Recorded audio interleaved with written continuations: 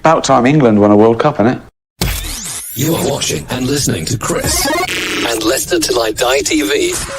Watch us on YouTube. Listen on your favourite podcast platform or ask your smart speaker to play the podcast Leicester Till I Die. Subscribe, like, follow and join in now.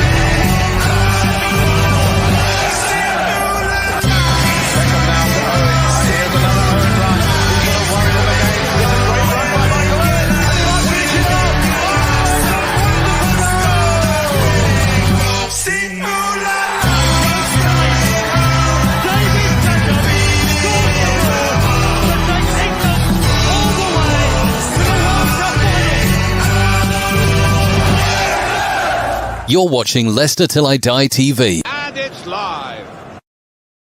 It is. Good evening. Welcome along. Hope you are all well. And welcome along to the live watch along. Oh, hang on. No, we've not got one, have we? Oh, that's why I'm doing this. It was a day with no football. And I thought, I can't be doing with that. And I've got tomorrow to go yet as well. Can't have a night off tomorrow. Before we start, If this channel is nothing, hopefully it's fun, it's educational, but we also like to keep you up to date with all the latest news and information. Sunglasses or brollies? It's time to check the weather on LTID Radio. Yes, with a jingle borrowed from our sister radio station. The weather report is: it's fucking freezing. Stay inside. That's what I'm going to say. I mean, I may not be as pretty as Laura Tobin, but I give it to you straight. None of this stupid chart stuff and what have you. Go outside. It's fucking freezing. Don't do it. How are you all? Is anybody got the DTs? Is anybody suffering from football withdrawal systems? No football, no watch along today. How are we going to get through it? Well, I'll tell you what, it isn't a problem that my first guest has, because, to be honest with you, he hasn't seen his team for the last 2.5 weeks. Doug, good evening, sir. I had to get one in. How are you?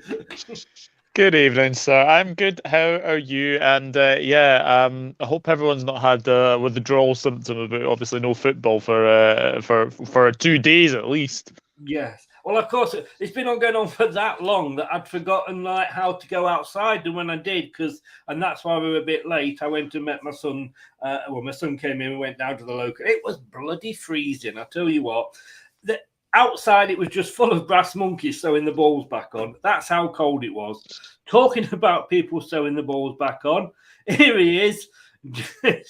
Our favourite northerner wasn't available, so instead we got Dan. Good evening, sir. How are you?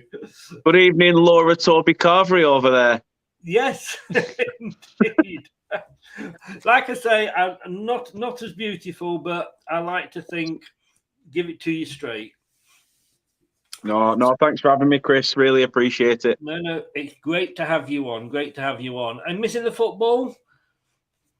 I mean, I get a double whammy this weekend, really. So, I forgot. I mean, I've got one person who's not missing the football because his team's just never there at these tournaments, and one guy below whose teams that have so far down the pyramid ladder that you've gone back early.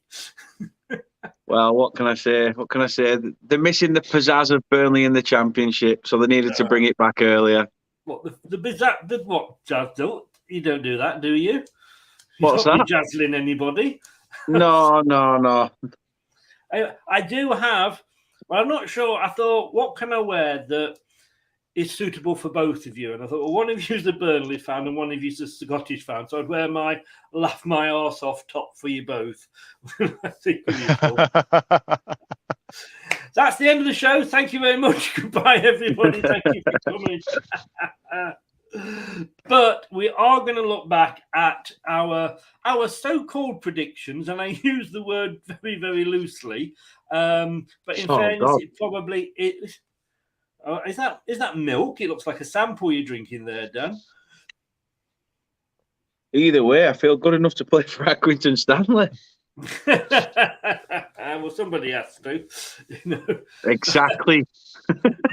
No, we had to get better because basically there was less games to predict, so we couldn't actually physically get any worse. But and don't forget, guys, where you can find these guys. Doug, let's come to you first. Give everybody a shout out where they can find you. Yeah, you can find me at the Dugout Football channel on YouTube. You can also find me on Instagram at Douglas.Horn, and you can also find me on Twitter at Enrod_1992. And for those of us that know Doug well done, sir. Well done for getting that right. And if you're wondering what we're talking about, go to Leicester Till I Die TV. Check out the Fun Zone, and there's a little tribute in there to our Doug. Dan, well, we know you're here most of the time, but where else can people find you? Yeah, you can find me at Turf Moorhouse TV covering Burnley content online. Arsehole, I knew that were going to come up at some point. But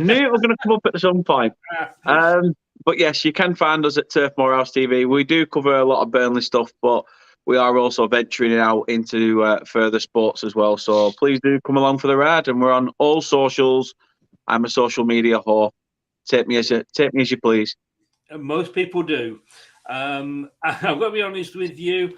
I know you want to expand, but can I just say, sort of, Crown Green bowling and golf are not sports that do what belongs to, if you don't mind me saying. Just a bit of advice there. It's up to you if you want to take it. The one social media that Dan doesn't like to mention, but he is on, and that is OnlyFans. Well, he says OnlyFans. Personally, I found this picture of him on Grindr. So, he's keeping something quiet.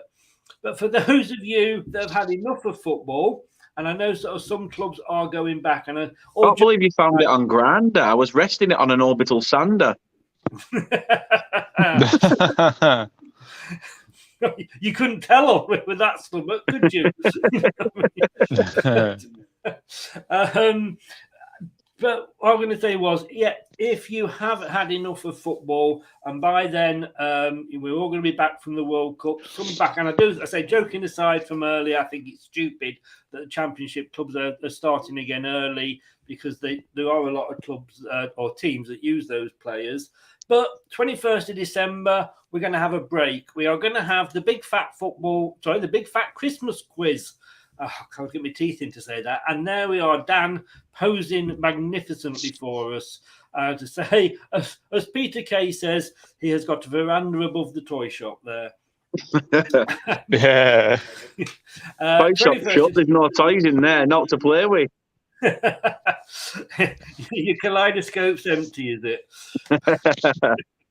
But 21st of December, 9:00, these two guys are on there as well, and they will be answering questions on Christmas, where in the world, who said that, and everything that's not football. We're all going to be wearing silly hats and silly makeup and tops and everything, and it's good to see Doug's practicing already. And having a drink. So it's just going to be total bad dad jokes. I like the what do you call a fish with no eyes? Fush. So anyway, that's going to be the standard that you're going to get on the night. I'll tell you. But seriously, before we start going into it, let's just get some comments because people are actually commenting. Believe it or not, they've stuck with us. Maisie's in. Good evening, Maisie. How the devil are you? I hope you are well. Good to see Cristiano Ronaldo hasn't forgotten how to go down a tunnel early. Luke's in. Evening, gent. Love that. Sums up both clubs, that jumper, Chris, in particular. Liverpool, he had to get it in, didn't it? He had to get it in. And Cyber's in. Hello, everybody. How are you, Cyber? He says it's eating soup with pita bread. Personally, I prefer a spoon, but whatever works for you, Cyber. That's your thing. Is Doug supporting England now? Is he heckers like? And I wouldn't expect him to be honest with you. And Sport Gat is in. I go, oh, bad condolences, Sports Cat. Condolences. Oh, sorry to hear, Sport Cat. Yeah, rest in peace to your grandmother. Yeah, Maybe sorry about that. Hopefully make you laugh. Just think of Liverpool and Burnley. That'll make you laugh. Guys, what do you think of the World Cup so far? Come to you first, Doug. It's flown by, in fairness. Yeah, it has. I think we had some very good round of 16 games. I think we had probably one forgettable one. But no, I think the standard has been very, very good. I think there's maybe a few surprises in there. I don't think we would have expected maybe. Obviously, we will come to it, but I think no one probably expected Morocco to be this sort of far so far. So no, I have to say I've been really, really enjoying it, and I've been enjoying the games. I think they've been very, very close. Actually, there's not been really obviously apart from the game last night and obviously Brazil, Korea. They've been really, really close the games, but the standard has been very, very good. Doug, obviously, obviously. He got the Morocco score, the prediction right. We'll come on to that. How did your South Korea prediction go, by the way? I think it lasted well for 10 minutes, didn't it, Dan? Yeah, it went all right for about 10 minutes. And story of my life, to be fair, Korea Republic decided to go south. Yeah. To be honest with you, I mean, if you're going to big yourself up for Morocco, just remember the South Korea prediction. If England win, I think we will face the winners of Morocco, Portugal. We will indeed. I was talking to my son earlier, say down the pub, and I actually said to him, I think the winner of the England-France game, and I know I don't expect you to sort of big England up or be a huge England fan, Doug, but could the winner of that, to me, is potentially the winner or one of the winners, certainly in the final? Potentially, yes. You've obviously got like the other sort of the side of the bracket. We could potentially have like Argentina, Brazil in the semis, and then we could potentially have a rematch of the 1998 final between France and Brazil. We could potentially have that, but we could easily have some somebody new like in the final as well. But it is very, very open. Anyone can win the World Cup at the moment. I think there's a few teams that have impressed me, a few teams that haven't impressed me. Holland, sorry, but it is very, very open, and I'm looking forward to seeing the quarterfinals happening because I think there'll be very, very good games. Yeah. I only had one down the pub, honestly. Dan, do you agree? Could England, if they beat France, or France if they beat England, we've got to look at probably, I would say, at least semi-finalists, because Portugal, let's be honest with you, they played a very poor Swiss side last night, and they haven't impressed me all season. All season, all do the World Cup. No, I dare say it. I think the winner between England and France goes on to win the whole thing. I just think that Brazil didn't really look that great, even though, yes, they had a resounding win. I still thought that Korea in that second half, were the better team. Portugal turned up as expected. It's amazing what happens. It's a little bit similar to the Denmark situation. You take one player out of that team, and they have to book their ideas and play as a team. That forward for Portugal, Gonçalo Ramos, barely had a sniff at Portugal.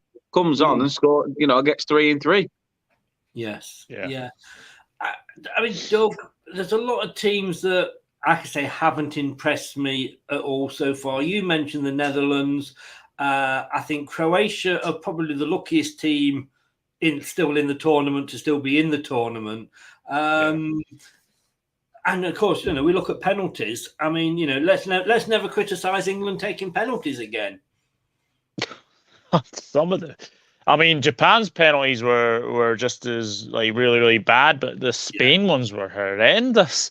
Yes. Like, I actually read somewhere, don't know if it's true, but Spain have lost 4 out of the last 5 shootouts. The actual last one they actually won in the shootout was against Ireland, and that was like long time ago. So it's been a long time since they've actually won a shootout. But you have to give credit to Croatia. They had some good penalties as well, but I think Morocco had some good penalties as well. But yeah, Spain were just.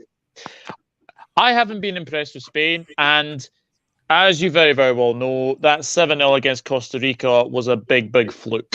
Yes. I mean, for me, Dan, Morocco. I don't know whether I was watching a different game, but everybody seems to be going on and saying, "Oh, weren't Morocco good? And didn't Morocco play well?" To my mind, the game I saw a Morocco team, and good evening, Anthony. Thanks for joining us. But the Morocco I saw, yes, they did a very good job of containing the Spanish attack, which, let's be honest with you, wasn't brilliant, but they had nothing else. If you're going to play that containment game, you need an outlet. And whenever they got into the final third, which wasn't that often, in fairness, they had nothing to offer. No, or am I looking at it at a different game here? You could look at it in 2 ways. I mean, Morocco did have the chances. It's just that the striker they had up front, he's had a shot saved by Yuna Simon, but just off his foot from he should have really been burying that one. There was a chance.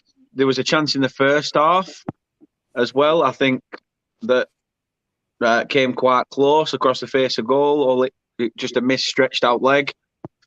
I think it was the second half really that Morocco really had to do the donkey work and had to put up with what Spain had to offer. Like I say, first half, Spain had the possession, but they didn't really have the shot count. They didn't really have anything else other than that high possession percentage. So, in the second half when they tried to kill it off, clipping the post in the last minute, that'll still be probably on that player's mind this morning when he woke up. But no, fair play to Morocco, and I fancied them. The keeper he's a tremendous penalty stopper, and he obviously showed it in full abundance in that one at the end. But Doug, they had 3 shots on target, Morocco. All right, Spain only had 1, and that's a different story with Spain. But I just don't get. I want to see Morocco do well because obviously it's the underdog story, if you like, unless of course they knock out England. But I just don't get the hype that everybody else is giving them. I think Morocco have been impressive defensively. I think you've got to say, I think you've only conceded 1 goal, and that was obviously to Canada, which was a lucky deflected shot that obviously Bono didn't have a chance with. But I totally agree with Dan. Says Bono has been fantastic in this tournament. I think there's a number of Morocco players you could say have been fantastic. I think Bono's one of them. I think Amrabat in midfield. I think he's been fabulous as well. But that was a game where anything could have happened in that game. Spain had their chances, to be fair, but they lack a real goal threat. that have the real world goal threat. The same you could say for Morocco as well. But the more the game went on, I had a feeling that Morocco were going to win that game because I saw the record with obviously Spain in penalty shootouts, and I have to say that the more the game went on, I actually fancied Morocco to go through. And obviously, congratulations to them because that's their first quarter final in a World Cup in their history. So very, very well done to them. Dan, I mean, moving on from Morocco, I mean, let's have a look at who was awful. And I mean, to me, the big names that have gone out that you can say you would expect to still be in the tournament at this stage, possibly Mexico. It was still a surprise that they went. Denmark, Germany, Belgium, Uruguay, Spain. There's some big names. Which, for you, out of all of those, was probably the biggest shock? I'm gonna say. I mean, I'm going to say Belgium. Why? Just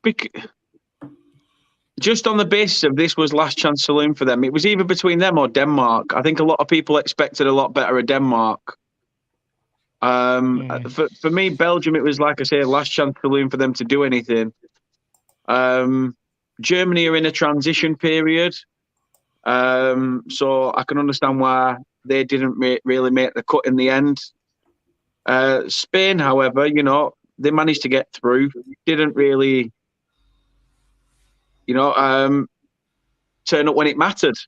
And at knockouts, that's when you need everybody to turn up. So, yeah, a toss-up between Belgium and Denmark. If I have to go to one of the two, I'd say Denmark, because I think a lot of people expected them to, repeat their Euro run and at least go far in this comp as well. I must admit, mine probably was Belgium simply because of where they were in the world and they've still got this supposed golden generation. But you don't agree with that by the sound of it, Doug. Who was yours? I have to say Denmark. The reason I didn't say Belgium is because I've had a feeling about this Belgium side for a long, long time. I have not been convinced with them at all, and I was never convinced with Martinez as a manager. And you obviously seen like the stories that are happening, like before the start of the World Cup, like De Bruyne coming out and saying, "Oh, we're not good enough to win the World Cup. We're too old." And then you see Jan Vertonghen come out and almost have like a fight on the pitch with like De Bruyne. Like that, there were big problems with Belgium. I think beating Canada was a surprise. I obviously watched Belgium Canada with you, Chris, and we said the same thing. Canada should have destroyed them. If they had a striker who had their shooting boots on, that could have been 3-4-1 Canada, because Canada were all over them that night. And then the Morocco game, poor, just dreadful. Like, when you expect Kevin De Bruyne to be good, when he is good, he is good. But when you are expecting on Kevin De Bruyne to give you something, just create something, and obviously the whole team was bad, then Kevin De Bruyne is bad. He hasn't turned on for a World Cup. But no, for me, Belgium were just poor, very, very poor, and it just goes to show in that final game that they should have beaten Croatia by at least 4-0. I've got to say, I love Anthony to bits, and we were talking the other day, weren't we, Dan, about everybody has a catchphrase that they probably don't know about, but they just use the same thing over and over again. Anthony's is, to be honest, and the problem is, it's getting bad when he doesn't just say it, but he types it as well. So, to be honest with you, the thing is, when you read it as well, you're reading his voice. To be honest with you, Chris, no, I am reading it like that. Yes, sorry, mate. That just tickled me when I seen you type that. I think bloody hell. But yes, you're quite right with that one. Very, very quickly, Dan, before we move on. Speaking of Belgium, Vincent Kompany is linked with the vacant position. Yeah. Why would you leave now at the beginning? You've only just put a fingerprint on. You've not really made a stamp on this team. You've put a fingerprint on it. You've not made a complete stamp yet. He's still adapting to the English game. Just because he's had a little bit of success now, what is it with people in the English game having one sniff of success where all of a sudden they get the big jobs, they get everything just because of one little bit? I don't get it. I don't get it. I've got two words for. I've got 2 words for Vincent Company. Stay away, stay away. That was 4. Just stay away from Belgium. Just stay away. Stay away. I think he's come out and said, "Look, I've got a, they've took a punt on me at Burnley. I've got a job to do. I've not even put a full stamp on it yet. It's a case of I would love to manage my country at some point, but right now is the wrong timing." It's not like that job is not going to come up again, is it? No. And then I find it funny the rumours you see today about Martinez apparently linked with a Spain job. I mean, what? Yeah. What? Can I just say, by the way, Doug, are you related to Susan Boyle at all? No. I'm not surprised with that singing. Okay. What I want to do is, Doug, I want to talk to you about Brazil. Now, I actually predicted Brazil to go all the way and be my team that won the World Cup. And as you know, both of us don't like Portugal as a team. I absolutely hate Brazil now. I mean, for fuck's sake, and I think it was not. I like Simon Jordan on TalkSport, and I think he says a lot of sensible things. And he's been in the game himself. He's owned a club. But as he said, if I'd wanted to watch fucking samba dancing, I'd tune in to Strictly Come Dancing. I don't watch a football. I mean, how long did their celebrations take? They scored a goal, or let's go and do a samba dance. Then we're going to have a normal football celebration. Then we're going to go and celebrate with the manager. I mean, there must have been about actually 30 minutes of football in that game because of all the bloody celebrations. Do I want to be the person that just shuts these things down? Yeah, come on, Doug, a bastard. Do it. I'm going to. I think people criticising Brazil for dancing when they're scoring is absolutely ludicrous. It is their culture. They are the Samba Kings. That is their culture. They can do whatever they like. They're South American. They can dance all they like. I do not care what Roy Keane says. I do not care what Simon Jordan says. Let them be. Let them be. Look, Brazil, for me, we're lucky to beat Korea. I'll be honest with you. 4-1 up. 4-0 up. They literally let Korea back into that game. I mean, Alisson is probably man of the match. Let me just say that he is probably man of the match in that game. But I just think people are going way, way over the top with this Brazil dancing thing. I think it's ridiculous. I think it's absolutely ridiculous what Roy Keane said, and what Simon Jordan said, and and the thing that Jason Cundy says was, "I've fallen out of love with Brazil." When the hell were you ever in love with Brazil? Like I kind of get it though, because it pissed me off watching it. I've paid to watch a football match. I've not paid to watch dancing, whether it's the culture or not. Our culture is, what's English culture? If Kane scores, does he go and do a bit of Morris dancing by the corner flag? Well, this is the thing. This is the thing. If Jason Cundy goes out and talks sport, he condemns the samba dancing, right? He condemns the samba dancing. What if England do that? He'll be like, "Oh yes, fantastic! It's fantastic to watch, fantastic to see them being sort of together." Grow up, just grow up, right? Brazil can do what the hell that they want, and I'm all for it. Maybe that's why Paul Gascoigne did the dentist chair, because he knew England were painful to watch.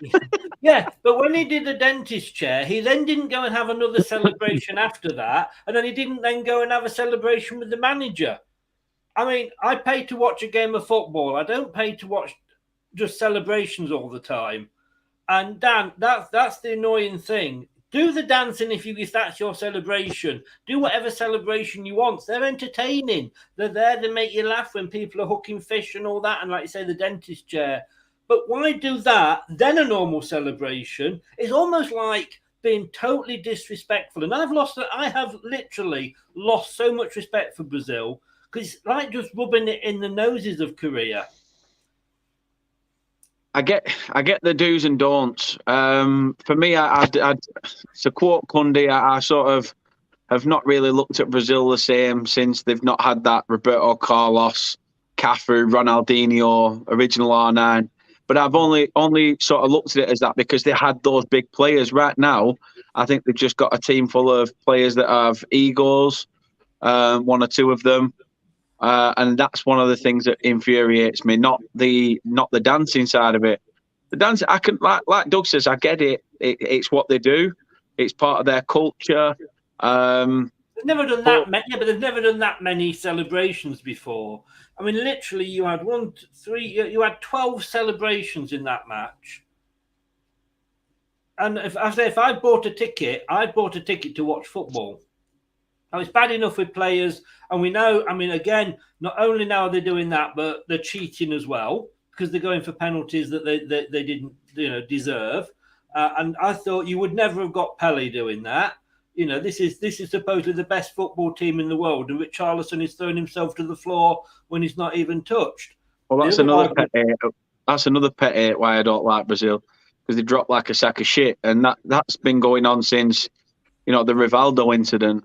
But, oh God, yes. Definitely. But looking at it, the dancing thing, yeah, were I a bit like, for God's sake, just nip it in the bud, Crash. You've scored against, who was it? You won against South Korea. Yes, they got through. It's a knockout. I get it. I get doing it once, and then after that, or a second time, if it had gone to 1-1 and they've gone back in front, doing it with every single one of them was a little bit like rubbing it in the nose. Like you said, the one that got me was the one where he celebrated, then ran over in like a huddle, then ran over to the manager, and then the manager's giving it like a little chicken dance. Yeah. But you know what? Sod it. Like Doug says, it is part of their culture. Let them have it. Let them have it. It don't matter. It don't matter to me what other people say about it. Yeah, we can sit here and be pissed off about a celebration, but it is what it is. I just think it's very disrespectful to South Korea, and B, if I'd have bought a ticket, that's not what I paid the ticket for. I mean, I just hope though, Chris, that with being a northern bloke, that if I ever get the chance to play football on the international stage, if I run into the crowd, order myself a pie and a pint, and neck it for a celebration, I don't get sent off. Because at the end of the day, it's in my culture. It's a northern thing to do. Anthony says there, he agrees with Doug there, he should grow up. But I mean, that's coming from Anthony, who's an Arsenal fan, and he's not used to seeing much celebrations of goals, is he? So that's the problem. To be honest. But Doug, I want to come back to you. The second goal killed the game off after 13 minutes. I mean, what the fuck were VAR doing? They've got 10 officials covering every match, from the referee to the assistant video arse wiping, standby. I'll cut your toenails if it's a quiet game referee. Don't forget the assistant. Exactly. That was not a penalty in a month of Sundays, but they cheated. They went for it, but it did not even go to review. Yeah. I mean, you and I did the game, Dan, didn't we? We did the game the other night, and we both said immediately it was never a penalty. Yeah. We both immediately said it was never a penalty. It's the smallest amount of contact on Richarlison. Richarlison's made the most of it. I'll be honest with you. He has made the most of it. He is having a good World Cup, but there's a tendency for him to go down very, very easily. Neymar's the same. I can't stand Neymar. I cannot stand him at all. But the thing is as well that I think had they not got that penalty, I still would have expected them to maybe go on and obviously win the game. Maybe not 4-1, maybe like something like 3-1 or something like that. But yeah, that penalty decision was an absolute joke. And again, VAR hasn't covered itself in glory. No, and that's the annoying thing. Yes, you've got the problem that it was never a penalty, but it wasn't even looked at. Dan, I mean, like Doug's just said, it's not like it was just this one incident.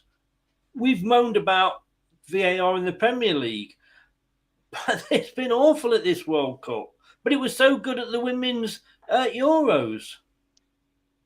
Yeah, I mean, we saw it in the first game, didn't there? A goal that should have been a goal, but because Qatar went 1-0 down within 3 minutes, it was a case of, whoa, we can't have it doing this already. We can't have this insult to injury. Harry Maguire situation, apparently not a penalty, but a slight tug of the t-shirt at the other end, and it is. They've got to give reasons as to why they can give it in one game, not give it in the other. There's just no consistency. That's the issue. There's been too much drama regarding it in this one. Amongst all the added time as well. That's another thing that we can, obviously dissect. But I'm not overly happy with the way that VAR has been dealt with in this tournament. It's been a shambles. Talking of this, what you were saying, guys, about a certain Brazilian always going down so quickly, Neymar, that when I actually did the artwork for this show on YouTube, I've actually got Neymar sat on his arse. I don't know why I use that one. I really don't, but because it's very difficult through Google to find one of him stood up. That's why. That's it. Quickly, just to run through the other games. Netherlands, USA, Doug. I suppose that was always on the cards, wasn't it? Well, not for you though, because you thought USA were going to do this. Yeah, in fact, Chris, can I just jump in a second? Can I just jump in? What you could use that Neymar thing for a quiz idea. Because you could put a picture up where he's going like that sort of thing, and be like, has he just scored or has he just been sniped? What? What? Yeah, that is brilliant. It was again a case of if you don't take your chances, you get punished. And USA had a shot in the first half where, if that was the USA Pulisic of the Iran game, he scores. But it looked like the Chelsea sort of term of Pulisic. And then obviously, Holland go up the other end and score. And, to be fair, it's a lovely finish from Depay. I think it was about 21, 22 passes in that move as well, which was fantastic to see as well. But I think USA will be glad that they got through. It's a bit of a stepping stone now for them to, go on to for 2026 as well. Just incidentally, I don't know if you guys saw this. I think someone mentioned this in my chat the other night. Apparently, USA and Canada actually are going to join the Copa America instead of instead of the Gold Cup. Which I think is pretty good, because it makes them want to challenge themselves to play these countries for the World Cup in 2026, which I think is very, very, very, very good. But I think the USA have been very, very good in this World Cup. I think they have impressed. The defending for the third goal was absolutely ridiculous. I think Dumfries has got the freedom of the 6-yard box. He could have just put it anywhere, and he put it in the corner. So, look, I think USA have done themselves proud. I think many USA fans probably had the feeling that they maybe wouldn't get out of the group, but they've managed to get through that. And to get through to the round of 16, I think is success on USA's part. Yeah, and then Dan, looking at the next one, I mean, Argentina, Australia. Again, Argentina did not impress me. They had, well, where are we here? Argentina had, 5 shots on target all game. I mean, the actual defending and the actual shots on target, to say that we're supposedly looking at the 32 best teams in the world, hasn't been impressive.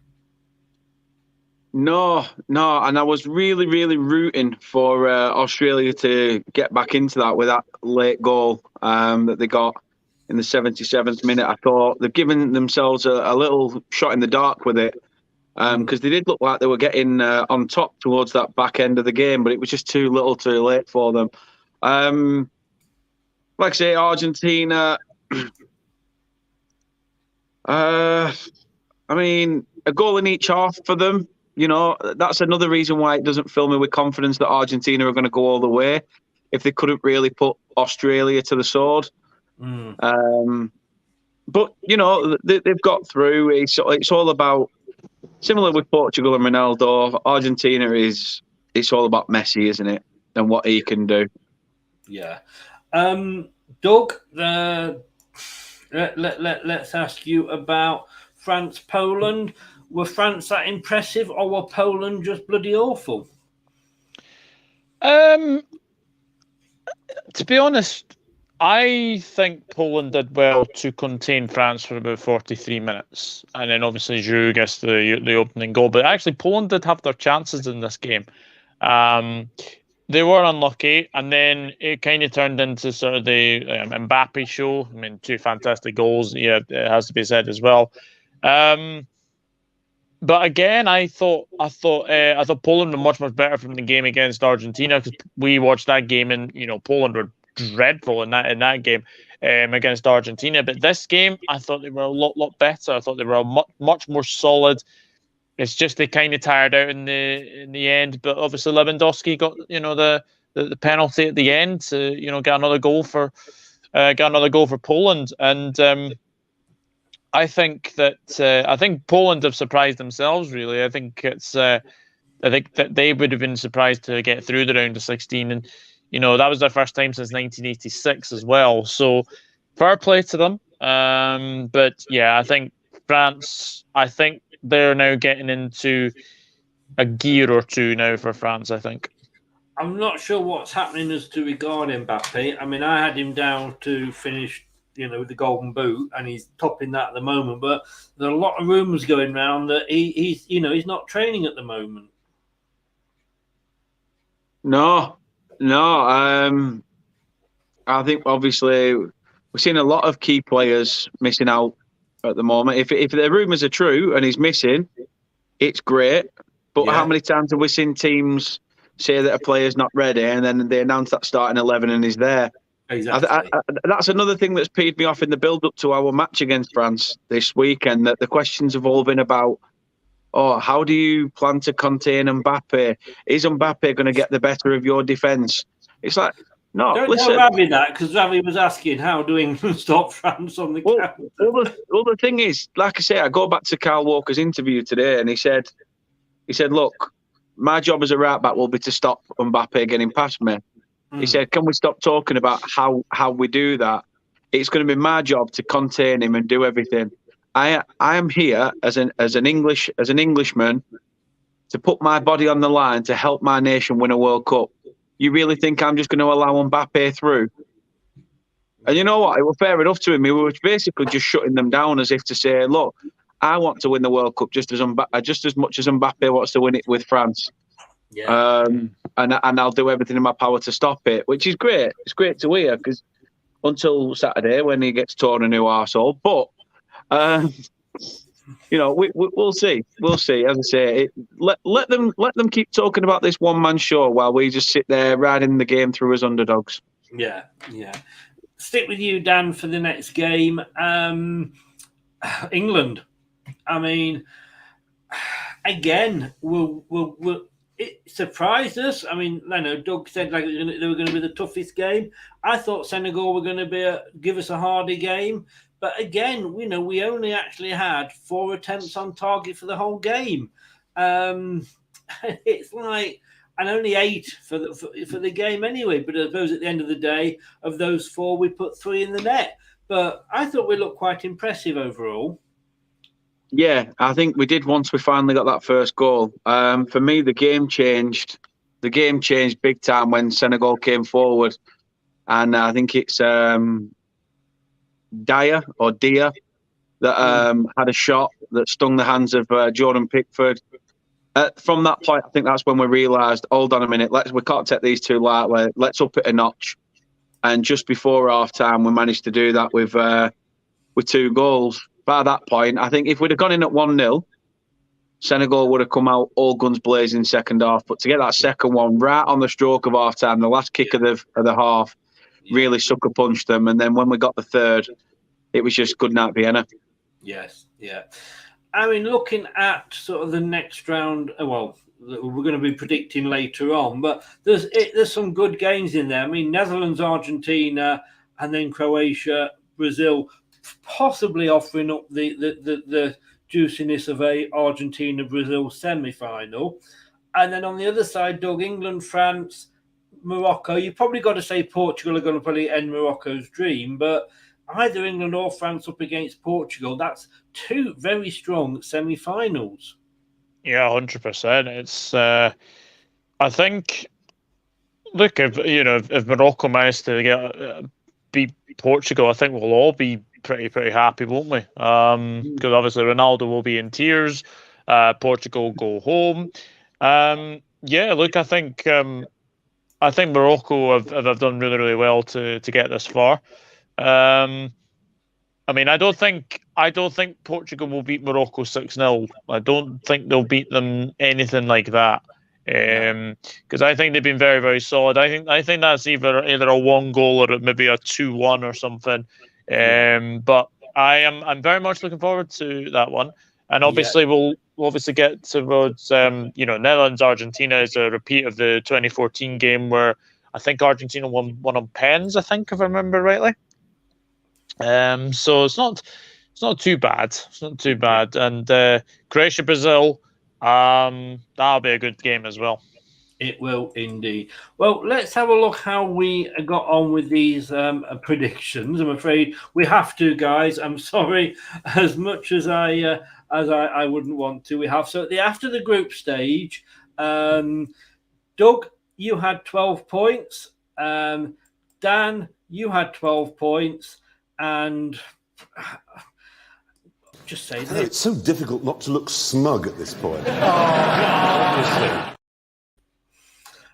Sorry, guys, but I was on 16. Now we came to the round of 16, and we've pretty much sort of covered it in sort of the games. But Doug, America, talk me through your thoughts on America beating Holland there.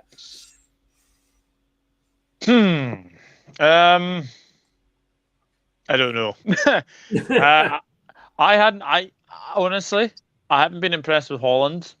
I just had the feeling that USA might have been able to have given them a game. And to be fair, they did give them a bit of a game, but in the end, I think Holland were too strong in the end. But just one of those ones where you just have to say, meh.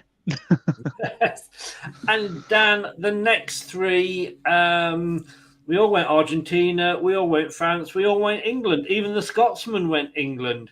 And we pretty much were on a roll. We were. And to be fair, the results spoke themselves. I think, France, stood tall against Poland. Poland offered nothing. Argentina, as I say, for me, out of all 3 games, Argentina against Australia was the dodgiest of results. And then, Doug, and I think you share. In fact, I think you should be the spokesman for all 3 of us here, because we all went to Japan. Little did we know, but in fairness, they have been kind of up and down this tournament. So, and it was on penalties. Yeah, the penalties were shocking. Let's just say that they really were. But no, I think Japan have done very, very well in this World Cup. I don't think anyone would have expected them to beat Germany and Spain, and obviously got through to beat Croatia. But we'll see them probably at 2026, and I think by then, I think the team will be a lot better. Yeah, You're going to get your moment, you're in the spotlight in a second, Dan. But first of all, South Korea. Now, like I said earlier, 11 minutes the dream lasted for you. And you were up against Brazil. Now, whatever we say, they did play some absolutely wonderful football. I'm not going to deny that. South Korea, explain, as I said to Doug with the USA, explain that one to me, please, Dan. Well, I think it was. That sums it up, really. Well, to be fair, I thought Brazil in the game previous to the South Korea fixture, I didn't think looked as convincing. We could say that. Looking back, how Spain overturned Costa Rica, but yet didn't look convincing against Morocco. How Portugal didn't look really that great. All of a sudden, run out 6-1 winners the other night. So there has been twists and turns, teams finding a second gear and things like that. I shouldn't have really underestimated them. They've got, Brazil. They've got players there that even players from the bench, are strong enough to beat that South Korea side. I just thought maybe they'd have a bit of togetherness. And, sometimes when a team is naff, but they come up against a decent side and they actually give them a game. I thought that's what we would get from Korea. But in the end, sadly, I was made to be, wrong. In fairness, I have a feeling that it was almost a case of like, well, we're all going for the same things. I'll just go for something different. Well, I'm giving you an out here, Dan. Take it. I'm just giving you an out here. Why not? Why not? I like to be different, and I enjoy being last. So why not? Well, we will see. And Doug, we all went. Let me stick with Dan for this one because we all went Morocco. None of us had any confidence in Spain doing it.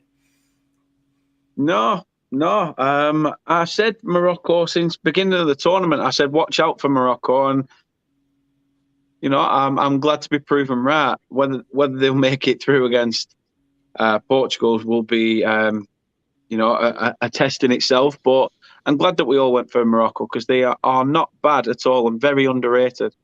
It was the one what you could probable upset in that round. Doug,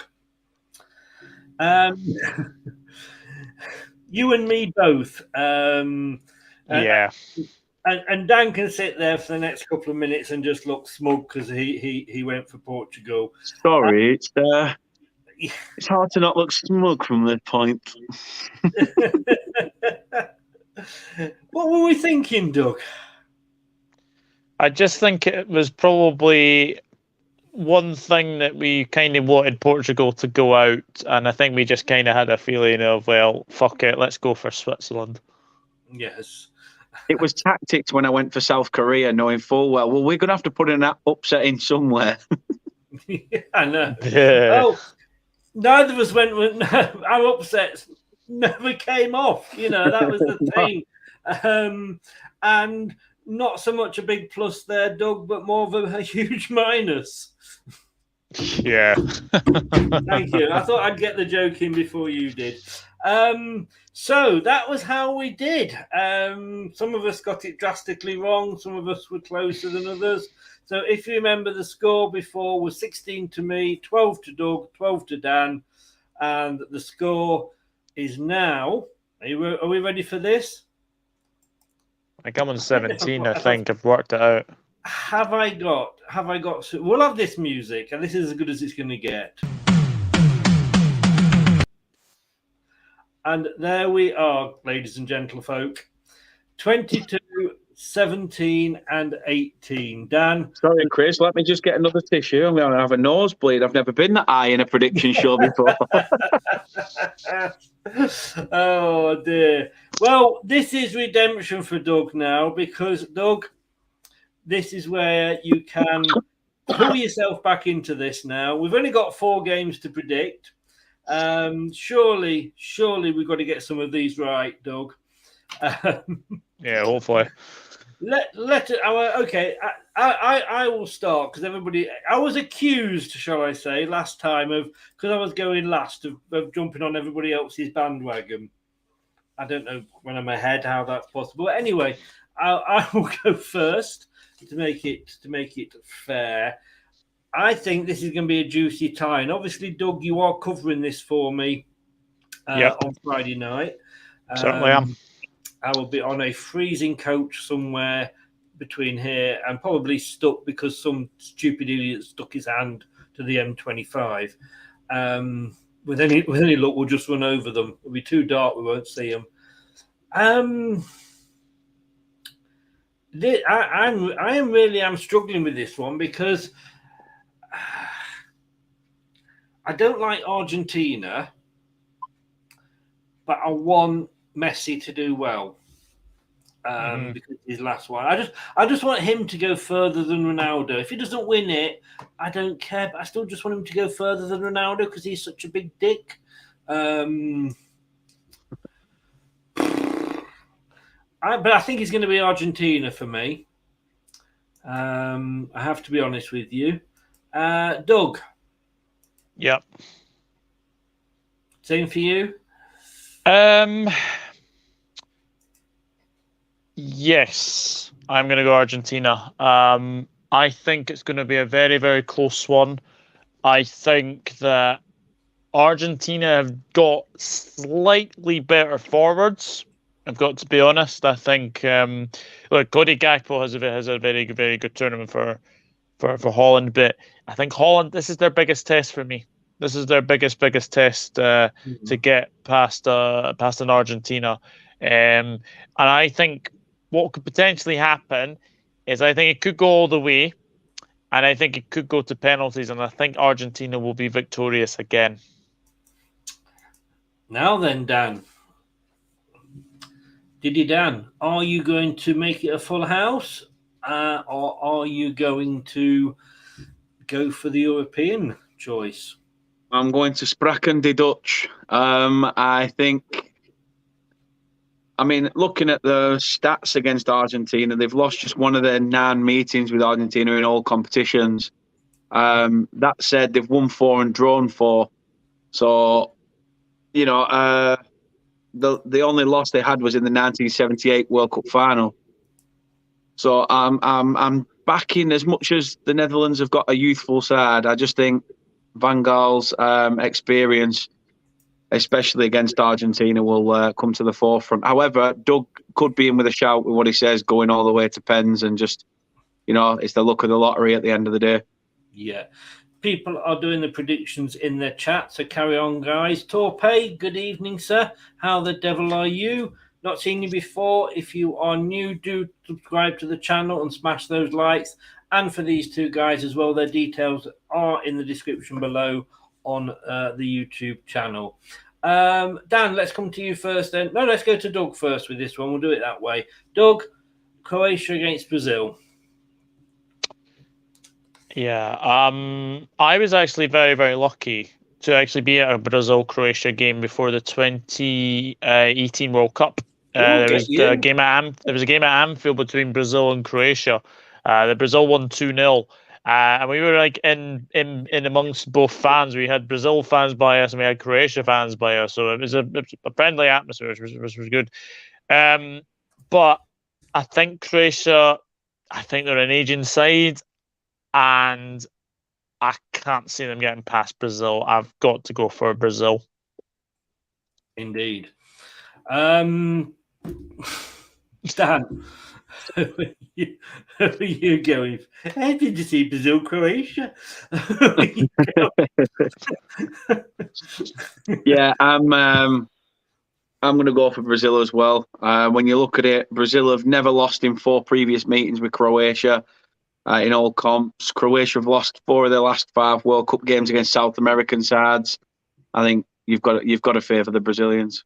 Yeah, and I'll be honest with you, I can't. I think Croatia, and we'll have a look at some stats later, but I think Croatia are so lucky to be here. They've probably played the worst of any team that's in the quarterfinals. So to me, yeah, it's got to be Brazil. And I won't be sorry to see Croatia go home. I'm sorry for anybody that is a Croatian supporter in the chat. I don't think we have anybody, but yeah, I don't think they've ingratiated themselves in this World Cup at all. Dan, come to you first then. You went for Portugal last time. You were the only one that did. Which way can the dream continue for the, is it the African Lions? Is that what they're called?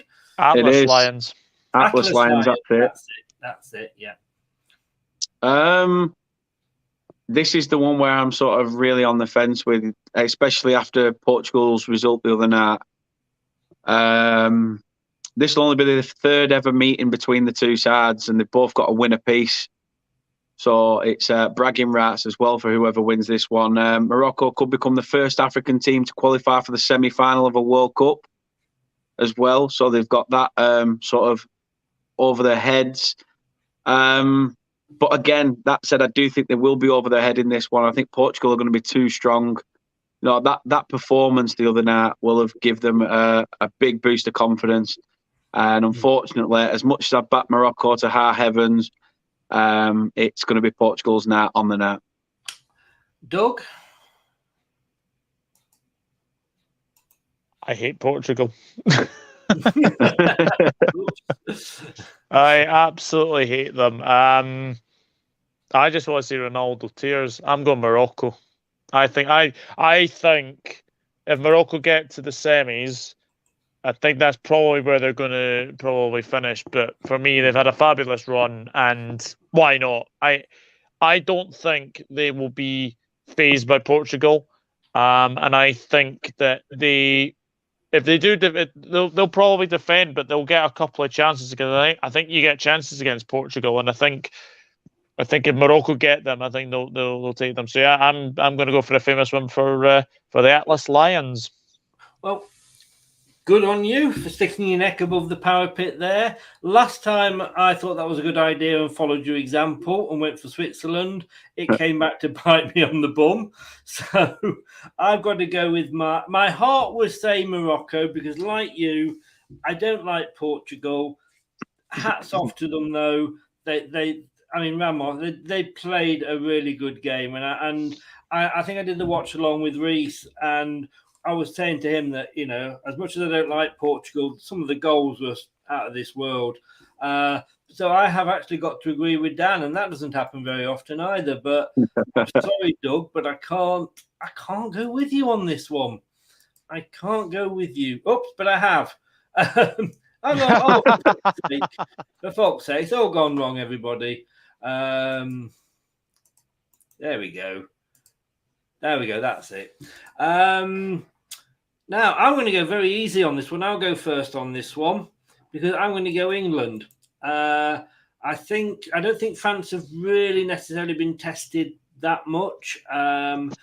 It's going to be, for me, it's probably the best quarter-final because you've got the best team at the tournament, England, versus the third best team in France. It will be interesting to see if Mbappe is ill or injured, or if it is all just sort of smoke screens.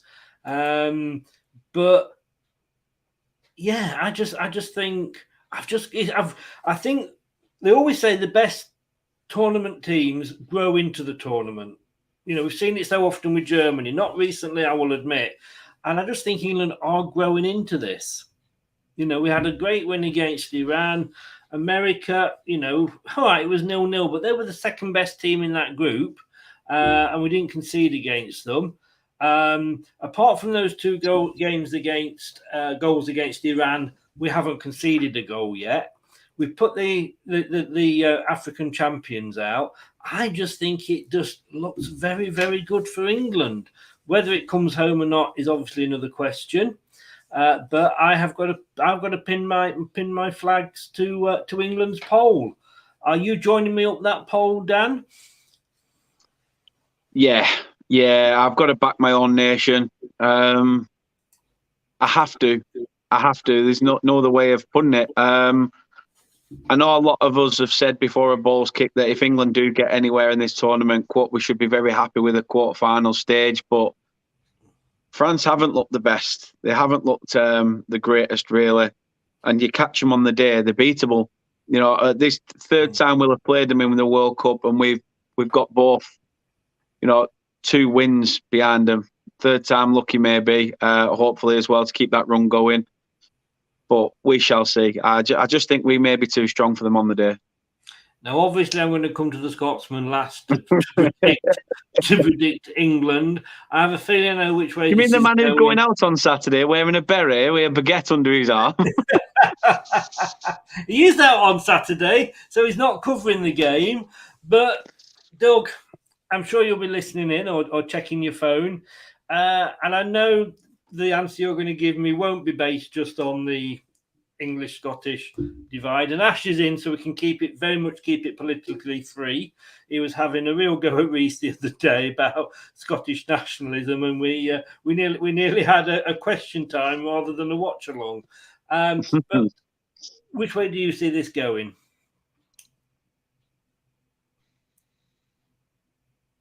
I can't believe I'm going to say this. I think England are going to win. What? Yeah. Oh, click that. I have not been convinced with France. I have not been convinced with France at all. 1 second. You didn't expect that, did you? Did you? No. No, honestly, if you keep Mbappe quiet, I think you beat France, because I think everything has been going to Mbappe. I don't care what people say. I think as well, like, I know Giroud has scored a couple of goals as well for France as well, but defensively you can get at them. I don't think Theo Hernandez isn't great. I don't think the two centre backs are great either. Upamecano's not had a good season with Bayern Munich. Varane, I think you can get at Varane. Koundé gets told off for wearing jewellery. Like, if you can get at him, then I don't think the midfield's great. And if I'm being honest, like, Dembele has flattered to deceive. Griezmann's been nowhere. Everything has been going out to Mbappe this, Mbappe that, Mbappe this, Mbappe that. I just think, and it pains me to say this, but England have been the best team of the World Cup. And I don't care what anybody says, they have been the best team of the World Cup. Bellingham has been a breath of fresh air. I think that Saka on the right, Foden, obviously Harry Kane, scoring as well. I just think that the way England are playing is all set up for either an England-Portugal or England-Morocco semi-final. I'm going England. I don't believe it. Well, like Ant said, I wasn't expecting that. I'm speechless, Dan. Take over. I mean, France, as Doug said then, it is all been Mbappe. They have got Giroud, but there's a lot of players that they haven't got. Yeah. I was expecting Doug to give it the old, England are out. Fancy nailing out Rebecca for a little bit of Je suis déjeuner, my love. Monge too. But no, I totally echo what Doug's saying. I think that if we can keep those players quiet, then we should be in for a very, very, very good game. Again, like he says, Griezmann has been poor. Griezmann's been poor. Bloody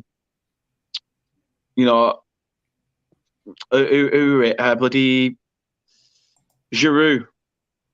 He's sort of okay. He's broken a record recently, but what records are there to be broken anyway. Yeah. I think our squad is strong enough if we play our natural game, and the fact that we've got an extra midfielder in Harry Kane, we might be all right. I'm just in total shock. Nate says here, sorry, I missed it. Is that a Morocco pick from Doug as well? That's not been the biggest shock of the programme. Doug go Morocco was not the biggest shock of the programme, folks. I'm sorry, Doug. I love you, Doug. I love you a lot. You know that. But I'm just shocked. Nippon's in. Good evening, Nippon. How are you? Are you home yet? Are you still away? But wherever you are, I hope you are. I'm going to have to go and have a quick rub down with a wet copy of the Daily Mail. We'll be back straight after this. You're watching Leicester Till I Die TV. Watch us on YouTube. Listen on your favourite podcast platform or ask your smart speaker to play the podcast Leicester Till I Die. Subscribe, like, follow, and join in now. Your World Cup station. Indeed. Okay, let's just go through very, very quickly the quarterfinals again. Then, I mean, when you look at Croatia, there, Doug, we said earlier. I mean, they've got through this far with one win. You know, 3 draws and a loss. Not. I mean, obviously, yes, they did go through on penalties, but it counts as a draw. Like I said, they've got to think themselves the luckiest team ever to get to the quarters. Yeah, 100%. I mean, the only real sort of win they really had was obviously against Canada, and that was 4-1, and they were behind in that game as well. If you seem to remember, like Alphonso Davies scored the header. But apart from that, yeah, I've not been really impressed with Croatia. But one player that has actually impressed me is the big centre back Gavardiol. I think he has been very, very good for Croatia. As well, and I think Livakovic, the goalkeeper, I think he's had a good tournament as well. I said to you so far, I murder the names as you do, but Garvis or whatever you call it, sounds like an ointment, doesn't it? But he really did impress me. Even if he had, unfortunately had to wear the mask. Maybe they should have given it to the referee that was called Clement Turpin, because he was more like Dick Turpin. Bum. But Dan, Brazil there. I mean, the 1-0 loss, to Cameroon was a surprise, but they were already through then, weren't they? So how much can you read into that? But apart from that, almost a perfect tournament for them. Yeah, not bad. Expecting to obviously go far. I think a lot of the South American teams, when it comes to the World Cup, are always, picked out as one of the favourites. Everyone always says Brazil, Argentina are up there. They were through when they faced Cameroon, but they managed to get the job done against Korea just to cement it as top spot. But yeah, I expect Brazil to be in the final, I think. And this one, Doug, we've got Netherlands against Argentina, the one that you say you are covering for both myself and your channel on the Friday night. Netherlands, again, I mean, unbeaten so far. Argentina had that. I think they've got, let's have a look at Netherlands first of all. I mean, Are they doing what I said England were? Are they growing into the tournament? They're maybe growing into the tournament. I think they've left themselves a little bit too late to do so. They were lucky to draw with Ecuador. I thought Ecuador were the much better team in that game that they played against. I thought Ecuador actually, almost beat them. As well. I think I had a goal ruled out actually for offside in that game as well. Yeah. Everybody beats Qatar. Look, let's be honest. Netherlands were always going to beat Qatar. Senegal game was 2-0 a disappointment for them. Do you think? Should they have expected more? Yeah, I think it was, because I think they could have won that by a lot more. But to be fair, Qatar actually did pick themselves up in that second half, so they were unlucky to not get a goal in that game. But yeah, I don't know. I mean, Van Basten's coming out and saying it's not the Dutch way, it's not the Dutch style of play. So I just think they've left themselves too late to really get themselves in the tournament. And Dan, Argentina, I mean, they've got that first loss out of their system now, haven't they? Yeah, they have. But again, similar to what Doug said, they've not really been they've not been firing on all cylinders as we've seen from some of the other teams. You know, they've been you got the 2-0 there, 2-0, 2-1. You know, all games have been quite close, to be fair. And that's another reason why I think that the Netherlands could potentially get the upper hand in it. I just think a lot rides on Argentina. I think the fact that a lot of people apply pressure to them before a ball is kicked. So yeah, they'll be happy that they got it out the way. Saudi will be very, very happy, no matter what. You know, I think they'll probably still be celebrating and sliding around on the table in the dressing room, even while the stadium's getting demolished. But yeah, great so far for Argentina. But for me, I think it's the end of the road. Yeah. Hello, Lifty. How the devil are you, sir? Welcome along. Thank you for popping in. Hope you are well. Are you enjoying the World Cup? Maybe not now, but hopefully you are. And the thing is, to either of you, this one really. Goal scored: Croatia 5, Brazil 7. 8 for the Netherlands, 7 for Argentina. They're not big sums, are they, Doug? No. It's taken a bit of time to sort of score in these games. I was Melina, what you're good. It has kind of said a lot, though. It has kind of said a lot that nobody's really in double figures yet. Nobody's really gotten to their... Obviously, I'd imagine England are in double figures anyway. Oh, how did you guess? But, apart from that, there's not really been one team that's really grasped it by the horns, if you get what I mean. Yes, yeah. The next one is obviously, therefore, then Morocco, Portugal. We'll stick with you for this one, Doug. Morocco, like we said. Well, no, I'll tell you what, we'll go to Dan, because Dan is Dan the Morocco fan? I've forgotten, or is it Doug? No, it's me. It's you. We'll stick with you then. Morocco, a bit of a mixed bag. 1-2, drawn 2, but again, they've not lost yet. Yeah. It's quite. Is it there? Graph? Yeah, Chris, you've not changed the graphic on your other screen. All right, there we go. Yeah, you're quite right. Is that the one? Yeah, I mean, I look at them games. Belgium, they were absolutely magnificent, and they played really, really well. And yeah, as I said, they've only conceded 1 goal, and that was to a very, very dodgy deflection that went past the goalkeeper. But Bono has had, I think, 3 clean sheets this tournament so far. So Morocco have been fabulous. They've been really, really good. They've been very, very solid. They will be a handful for Portugal. They will definitely be a handful for Portugal. Yeah. But they've only scored 4 goals. Yeah. But I think that's what makes a very, very good team. If you're solid at the back, then you can sneak wins. And, against Belgium, they didn't sneak the win. Canada, you could kind of argue that they may have been a bit lucky there, but I think we're being honest. I think the Canadian goalkeeper had a bit of a nightmare, has to be said. Yeah. Slurpee, well done. How the devil are you, sir? Welcome along. Do you know the result of the England game yet? It must be over in the Isle of Man. You always are ahead of us over there.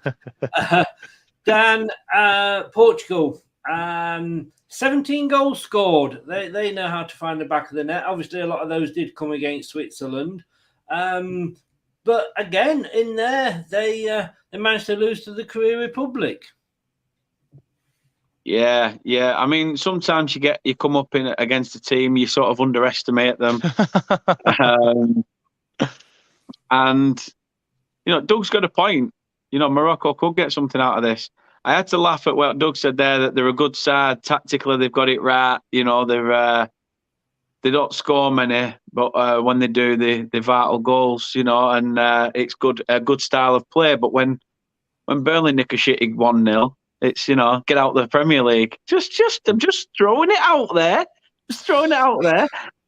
Can I just say, I'm not bitter. In the words of Disney, let it go, let it go. Can't hold it back anymore. We did let it go. We did let it go, and the ginger bugger's now back on the dole. But yeah, Portugal, I think, again, this is why Doug says it's going to be a good game. You've got a high-scoring team against a team that really don't, let you carve open those opportunities and score. So yeah, it's gonna make for an interesting one when it happens. Yeah. Doug, we'll come to you first for the next one, because I do know you love talking about England. Not as many goals as Portugal. I'm just trying to see what it is. Is that 12? Portugal had 12, didn't they? 12. They got 17, didn't they? Portugal? No, they scored 12. They conceded 5. 12, indeed, you can. Indeed, you can. So, again, a second team there that's got into double figures. Not lost a game. One of only 2 teams. Yeah, definitely. I think if people had said that England would have had Iran, USA, and Wales in their group, I think they would have probably expected 2 wins at least from those 3. I think people would have probably expected England to beat Senegal as well. Like, obviously, it was the first ever, meeting as well. But France is a very interesting game because, as I said, it's Mbappe this or Mbappe that. But we know in the past that you have lost to France. Was it Euro 2004? Was that the last meeting between the two? Yeah. So it's been a wee while. It's been a wee while since you've played France. I think you played them in the friendly. I think you beat them 2-0 at Wembley. I think it was 2-0. From memory, anyway. So there's not been many games between England and France. So something's definitely got to give. But France haven't kept a clean sheet yet. No, that's a big thing for me, is they haven't kept a clean sheet yet, whereas England have kept 3 clean sheets out of 4 games. So France do like to concede, and I think if England get at them, I think they can definitely get goals past them. And one of those was a very, very contentious penalty, so it should maybe only be 1 goal against us. Let it Absolutely, go. and Let also Hugo Lloris is one of the most overrated keepers I've ever seen. Yeah, he's not had a particularly good tournament. Dan, France there, I mean, they lost to Tunisia. They scored 9, but they have conceded 4. Like Doug said, no clean sheets. They score less goals per match than we do. They concede double the amount of goals per match than we have. It's looking good for England, isn't it? It is. Everything looks like it's all in our favour. As you said, as Doug said there, they can't keep a clean sheet. Like a scrubber who enjoys lying in his own piss is how you would explain France. They just do not like a clean sheet. So I would say we have the upper hand in it. You can just never tell. We always say this as England fans, that to have an easy run to the final is great. But I'd much rather be the team that tests ourselves, knock France out, knock whoever out, Portugal or Morocco next, and then beat whoever in the final if we can do it. Yes. No team is going to be easy from this point. So it starts with France. The stars are aligned. Whatever's been said so far seems to be working, and like Shakira said, the stats don't lie. No, they don't. I think she said something else, but I do know what you mean. And thanks, Lifty, for mentioning that, Chris. The last 8 quarterfinals of major tournaments have ended in away wins. One thing that is against us, though, guys, is the fact that we've only ever won 1 World Cup. Thing that surprises me most on there is the Netherlands. The 3 times, Doug, they've been the bridesmaid, but they've never been the bride. Yeah. Most successful nation never to win it, basically. I don't know how they haven't won it yet. Not Netherlands. I'm very, very surprised how they've never won it. Obviously, 1998. We remember the Bergkamp goal against Argentina, and then obviously they went out. I think it was the French. I think they went out to anyway. But it's very, very strange that they've never won it. Obviously, 2010 was their biggest opportunity, but they fluffed their lines against Spain. 1978, we remember that final as well. That was the famous Van Basten goal, wasn't it, from the corner flag, as well. So I'm not surprised. I'm not surprised by that at all. But we'll need to wait and see how well they obviously do on Friday. But it could be 4 times potentially that they could be. Well, it could be another time that you basically say that they'll have to wait until 2026. Yeah, and Dan, I mean, looking at this, I mean, the last 4 World Cups all won by European teams.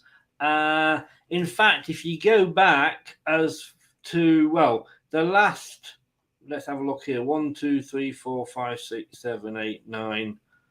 Oh, I've lost count. 1, 2, 3, 4, 5, 6, 7, 8, 9, 10, 11. I was having a Doug moment there. The last 11 World Cups, apart from Brazil, who've won 2, and Argentina who've won 2, it's all been Europe or European teams. Yeah, it has. I don't know. Like I say, this has been a funny old World Cup, hasn't it? Anything can happen. Anything goes.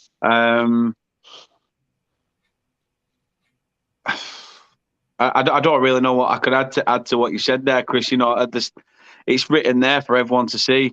It's good to see that the European sides are doing well, but we've just got to hope and pray as a nation, as 2 proud Englishmen, that we can add another notch to the bedpost, shall we say?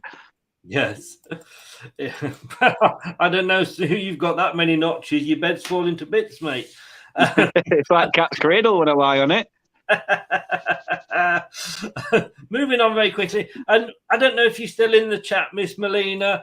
As they say, you may want to look away now, but Doug, I mean, these are the bottom teams. Qatar are the worst. They've been the worst team at the World Cup, and there's probably no surprise there.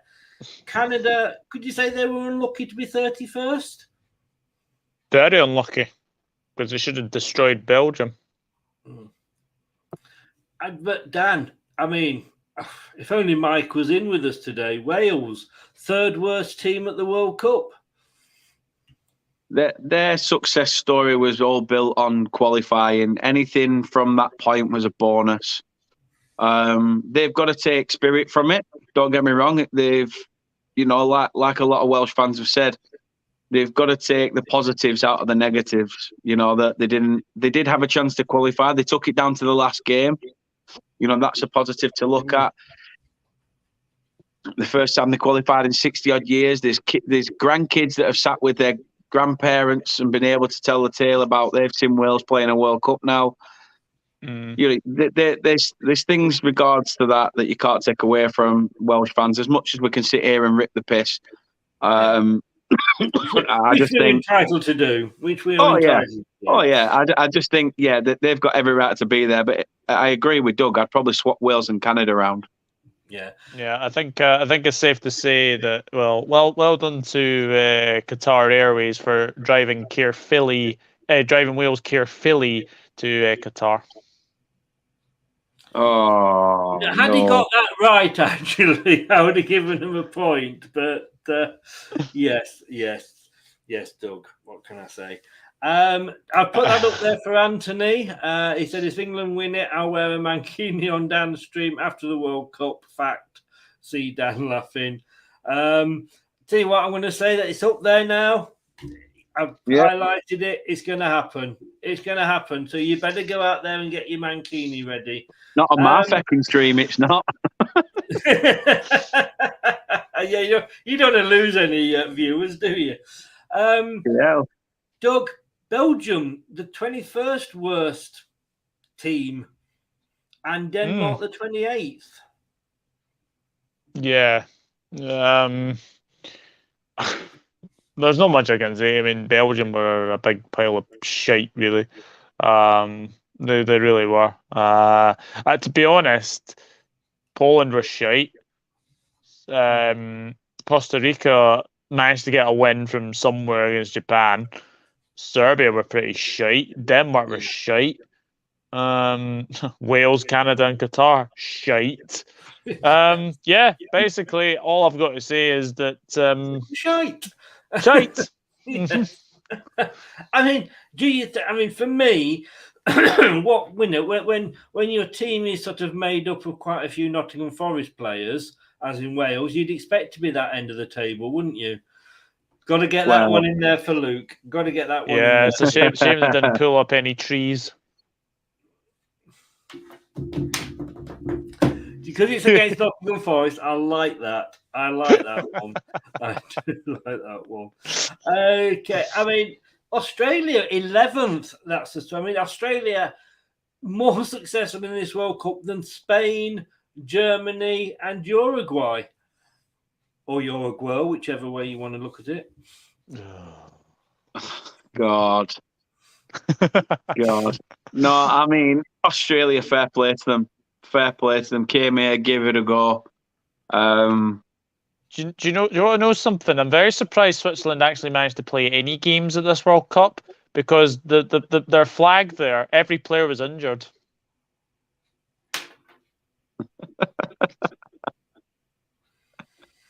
Naughty step, Doug.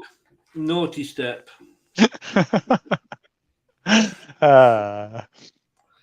Carry on before you were rudely interrupted there, Dan.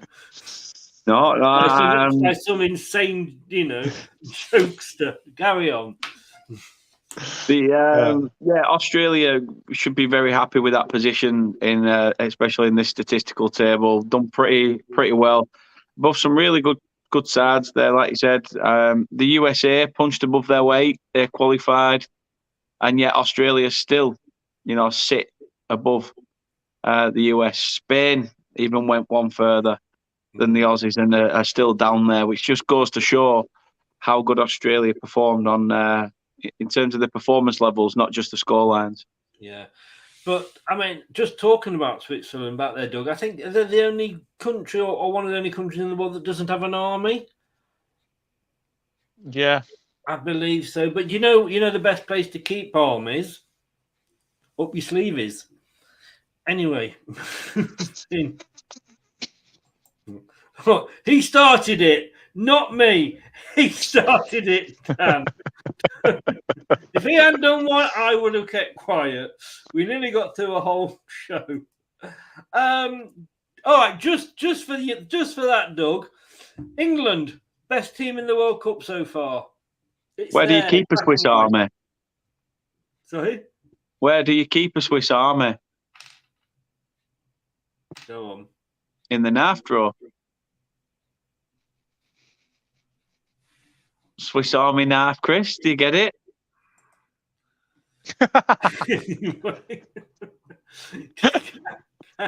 Carry on. I thought I'd get in on the action.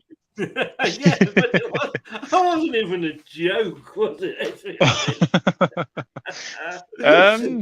But 10 out of 10 for trying, and you are very trying, Dan. But Doug, England number 1. Netherlands 2, Portugal 3, France 4, Brazil 5, Argentina 6, Morocco 7.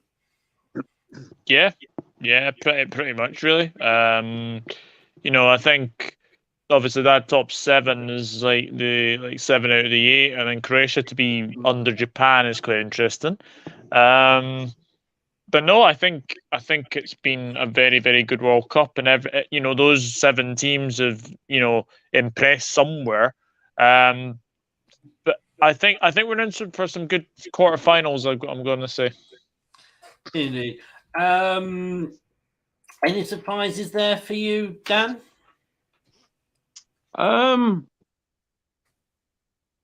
No, not really. Not really, no. I'd say I am surprised to see England as high as they are. But that said, no, I'd say that statistical table there really speaks for itself. Yeah. Think with you for this one, Dan. Clean sheets. And we've got England atop there with Morocco, with only 3 out of 4. If you're not conceding goals, the chances are you can be winning games. Yeah. As the Americans say, you don't score until you score. Do they? I've Yeah. never heard that. You just made that up. More aimed towards dodgeball. It's more aimed towards dodgeball, but either way, it is probably a Michael Owen comment.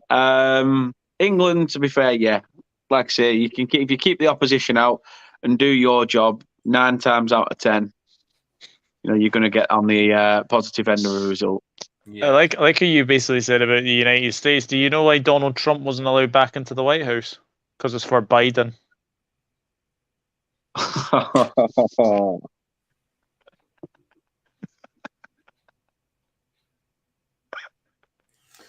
Just take a minute, ladies and gentlemen, to appreciate that we've been listening to the death of comedy tonight, and it may never come back.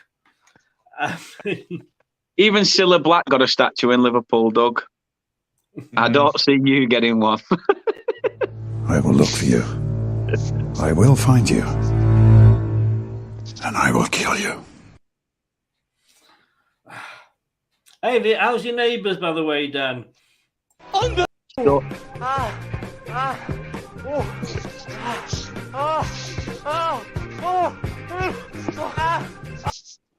He had a noisy night the other night. From what I can hear, so. Okay, this I found quite interesting, which means it probably won't interest anybody else. But the timing of the goals. I mean, Doug, 76. Well, the last 15 minutes of the game there is the highest percentage of goals. Yeah, it goes to show that there's the. It kind of says it all, really, when there's 92 goals in the second half. All the action seems to happen in the second half. Like, we haven't really had one.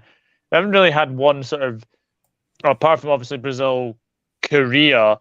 We haven't really had like a sort of a first half that's really like exploded into life. Like, we haven't had we had one that's like had 2 or 3 goals in that half. Obviously, except from Brazil, Korea. So I think second halves are where the action is definitely. We've had a lot of 0-0s at halftime, haven't we? Oh God, haven't we? How often have we stood there doing watch-alongs, Doug, and we said the second half's got to be better than the first half? Yeah, I've lost count in saying that, Chris. I can tell you that for a fact. Yes, yeah. And the last one, I think, I'm just checking there. I don't think I've got anything. No, this is the last one, you'll be pleased to know. Over to you, Dan. Goal scorer, golden boot. Mbappe, I mean, it's pretty much. I think that maybe says the standard of the goal scoring at this competition, that apart from Mbappe, who's got 5, everybody else has got 3. And Anthony, sir, you are a gentleman. Thank you so very much indeed. I really do appreciate that. My daughter's boyfriend is an Arsenal fan. Apart from that, he's actually quite nice. But I will definitely say thank you. And if you're going to send me £5, then I hope they get married this weekend as a surprise. But no, Anthony, seriously, thank you very much, mate. That means a lot. Really do appreciate it. Thank you. But yeah, Dan, I mean, 3 goals. I mean, I've only gone down to 3, and then everybody else is obviously like the 2s and the 1s. But I said Mbappe for the golden boot. Let's hope he doesn't do it. Yeah, I hope he doesn't do it. He can stick with 5. He can take that 5 and roll it up his arse. because come Saturday, that's what he's finishing on. Fingers crossed. Not that England get beat 5-0 and he gets another 5. I don't mean he's going to finish on that. Just in case anyone paraphrases what I just said. But yeah, I hope that we can keep him quiet. Like I say, that's I think why the questions are being asked, isn't it? You're coming up against the tournament's top goal scorer. Yes. As Doug said earlier, keep him out of the game, keep him hush, force him wide, and don't let him get the better of you by cutting in. And you should have an easy day against France. Does it sum it up there that Doug, Mbappe, 56% of the team's goals are for him? It kind of does, yeah. I mean, Giroud is kind of had obviously he's there with 3. He's obviously had a bit of a say in it, but like none of the others have really. I suppose Rabiot's probably scored, but apart from that, like there's not been really anybody else has really scored the goals. Like we said earlier, Griezmann has been pants, absolutely pants. Dembele has had a couple of assists as well, but yeah, I'm not surprised by Mbappe having 56% of his team's goals as well. I like the fact that England seem to be sort of spraying them about, really. Like you've got Rashford, you've got Saka, I think you've got Bellingham potentially, Henderson, Kane. Yeah, like you've had a lot of good goal scorers in that team. So it's nice to see you guys sort of spraying it around. I mean, pardon. I don't think it says Mr. Hugout over there. I think that's another one of those dodgy channels that you tune into, Doug. Unless obviously you were watching Dan that evening in the corner of his bedroom. But Dan, I mean, Rashford and Saka, our top goal scorers, there's no guarantee they're going to even start. No, I was quite shocked and surprised when Rashford was dropped against Senegal, to be fair. I thought he had a decent game, should have started. Obviously, Southgate had other plans. But yeah, it did work. It did work. Rashford, for me, has really come on this year. Same as Saka. I said it before the tournament started to you, that how much that young man has had to take, the shit, the flack, the racism, all that weight he's had on his shoulders since a penalty miss in the Euros, to come back bouncing up there on the goal tally, helping his nation, and getting the fans back behind him. As I say, Marcus Rashford's form has come back on leaps and bounds as well. Who knew we'd have a doctor amongst the goal scorers for England? Doctor? That wasn't a joke. He's actually got a doctorate. It wasn't a joke. Oh, Rashford has. Yeah. Yeah, but it wasn't one that he was. It was one that was given him, let's be honest. Okay, question for you both here. Ask it to Doug first.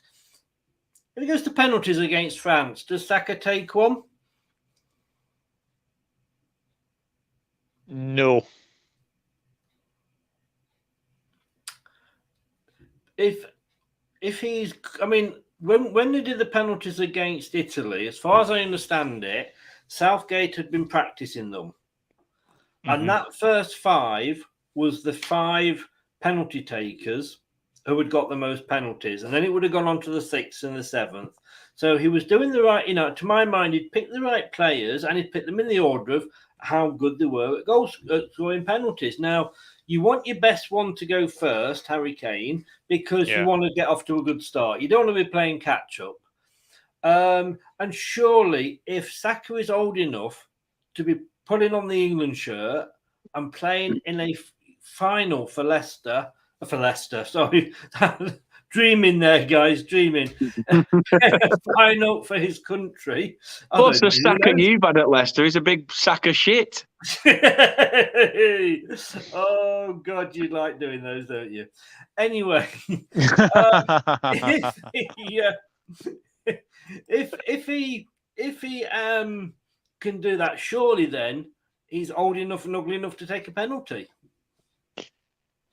Yeah, the only thing is I can't remember him taking many pens for Arsenal.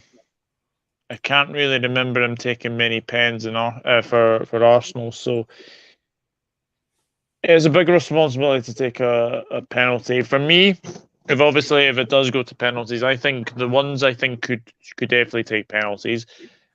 Kane, probably if he starts Trippier, because Trippier takes the set pieces for Newcastle, takes them for sometimes takes them for England as well. Henderson for me, I think Henderson definitely needs to take one as well.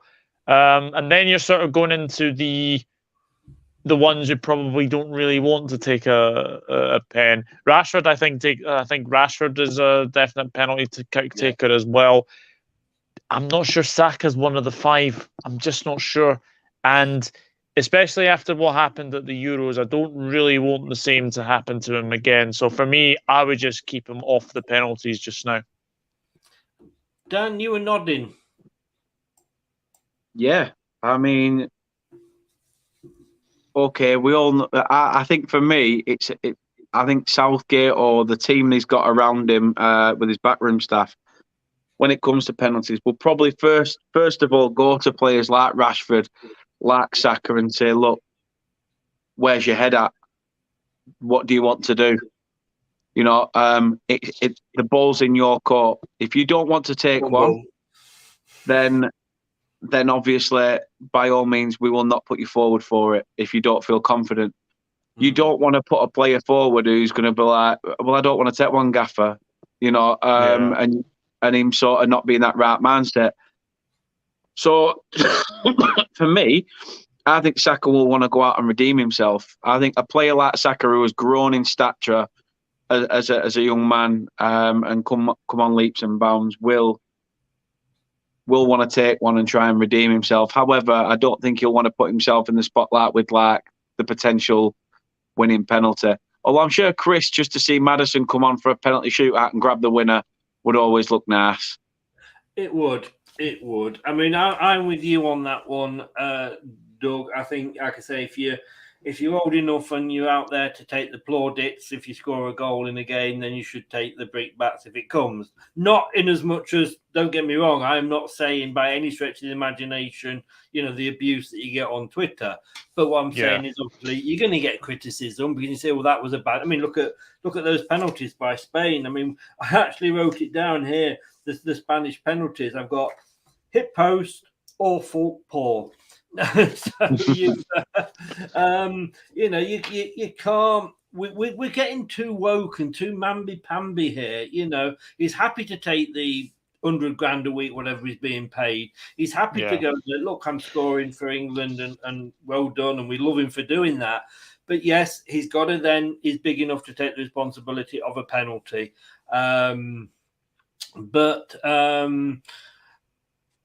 It was a weight on his shoulders, Anthony. I mean, Anthony, you know, saying there was a lot on Saka missing that penalty. Somebody had to take the penalty, and let's face it, if Saka wasn't number 5, and it could have gone on then to 6 and 7 and 8, and he would have had to take one. You know, let's not forget Man United in the Europa League final. You know how far that went on. Having said that, you know, let's just hope we never see a game where Japan play Spain and it goes to penalty. You could flip that though, Chris. You could flip it and say, you know, him being put forward to take that penalty is going to be a massive learning curve for him, and it's come at a good age. You know, he's still 18. He's got that one out of his system. From now on, you know, you think, like manager said, that the game's over with. We park it. We move on to the next one.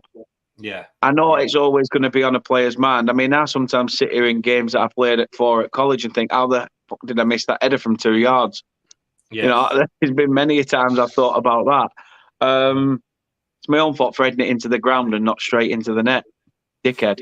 But either way, it would just, you know, that's another thing to really help boost his confidence. Going, look, this ain't happening a second time. Bullshit. And then step up and just do the biz. Yes. Last question. Well, not a question. I'm going to answer this one. Where are we going here? Nipper asked it. Will James Maddison make a substitute appearance? I wouldn't. I mean, I wouldn't be disappointed if he didn't. And a lot of people are saying that he was taken purely for publicity because he was doing so well and everybody and his dog was saying he should go.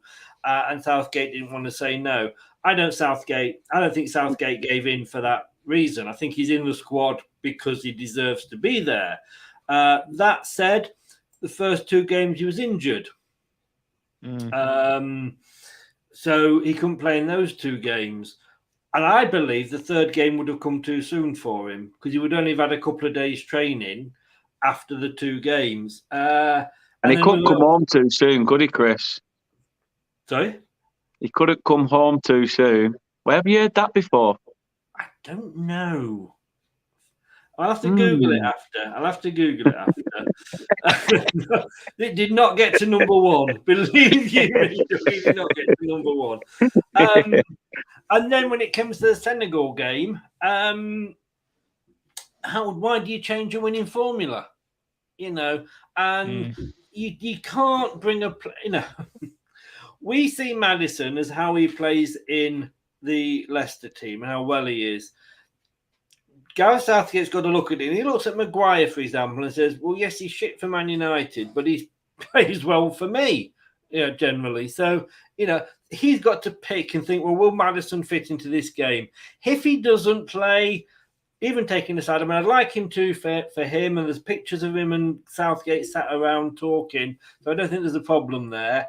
But if he does, he does. It is not the end of the world, and he won't be the only player that hasn't got onto the pitch, for England. So let's not build it up to be more than it probably is. He's there, and he'll probably be at the next one. He's a young lad, so yeah, I'm not losing any sleep over it, shall we say? But there we go. That is it, gentlemen. Thank you very much for coming on and doing your bit. The question is, of course, can these guys catch me? I've got 22 points. Doug has got 17. Dan has got 18. And we've agreed on a lot of these games. So, I don't know. I know you're in a flat above Aldi in pool, and I know you don't go out that hard often, so you're quite easy to catch. Don't sign up for the hunted. That is very true. I only wish my Just Eat takeaway driver that delivered the fucking wrong thing for me the other week could find me, because he went to the next set of flats and he said I didn't. I said, see on your bloody app, mate. He showed me where you were. Just to say, interested, Just Eat were very, very kind. They have sent me a full refund for the whole meal, but it was just my burger that was bad, and they got a 15% coupon as well. Well done. Well done. Fair play to them. Fair play. Thank you so very, very much. As if you didn't know, I'm not going to be here for the next 2 set of games. Doug is very kindly covering me the Netherlands and Argentina one. That will be, subtitles will be available for you guys. See underneath. And they are both, the details are in the chat below. The mods on the channel, so the links are always in the chat, even when they're not on the show. But Doug, if you can remember, tell us where people can find you on your socials. Hug it. Yeah. Hug it. Well, thank you very much for having me once again. And it's my pleasure to obviously cover you for Netherlands, Argentina. I really enjoyed you covering for me for Japan, Croatia, and obviously Morocco versus Spain. So obviously a big thank you for that. But it's the Dugout Football channel on YouTube. It is Enron_1992 on Twitter, and my Instagram is Douglas.Horn. Brilliant. And the one below, on the University Challenge, bottom wrong. It's probably there for a reason. Where can people find you, young Daniel? Hanging out with Skip, looking for my next meal mostly. No, to be honest, it'd be better than that Just Eat burger you had. Yeah. True. No, you can find me at Turf Morehouse, Facebook, Instagram, Twitch, and Twitter. All you got to do is search Turf Morehouse. Thanks again for having me, Chris. Enjoyed it. Needed to pick me up, so thank you to both of you for supplying the shit jokes. It really did perk me up. That's and okay. enjoy time with the family, Chris. I will. And Tika, Naz is in. Good evening. Hi and bye, Naz. Hi and bye. Slavic's in. Good evening, Slavic. Hope you are well. And Luke says, Doug, have you changed your channel name to the Hug Out Football channel? No, I haven't. No. He has. Okay, guys. Thank you very much. Thank you to everybody that was in the chat. Also, don't forget, of course, if you're new to this chat, please subscribe. And if you are subscribed, please smash the likes button. And I say it every time, and it's getting boring, but it does help the algorithms for the channels if you click that like button as well. And I would like to say I will see you back for the semi-finals. Come on, England. And I want to leave you with this last thought. What do you call a Scotsman holding the World Cup? An engraver. Good night. Thank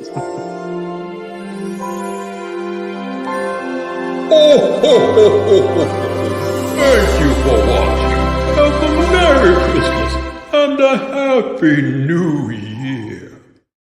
That's all, folks. Thanks for watching Leicester Till I Die. This is Chris saying goodbye and see you next time.